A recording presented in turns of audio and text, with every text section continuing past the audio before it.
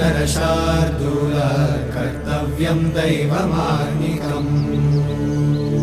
कौसल्या सुप्रजा रामपूर्वा सन्ध्या प्रवर्तते उत्तिष्ठ नरशार्दूल कर्तव्यं दैवमार्निकम् उत्तिष्ठोत्तिष्ठ गोविन्द उत्तिष्ठ गरुडध्वज उत्तिष्ठ कमलाकान्त त्रैलोक्यं मङ्गलं कुरु उत्तिष्ठोत्तिष्ठ गोविन्द उत्तिष्ठ गरुडध्वज उत्तिष्ठ कमलाकान्त त्रैलोक्यं मङ्गलं कुरु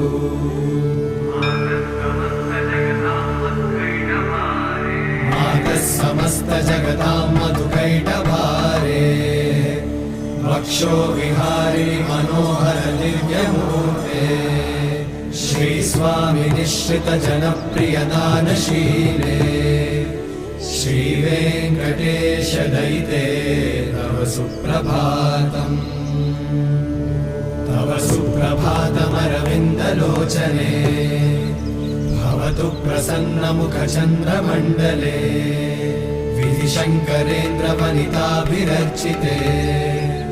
वृषशैलनाथ दयिते दयानिधे अत्यादि सप्तऋषयः समुपास्य सन्ध्या आकाश सिन्धु कमलानि मनोहराणि आदाय पादयुगमर्चयितुं प्रपन्ना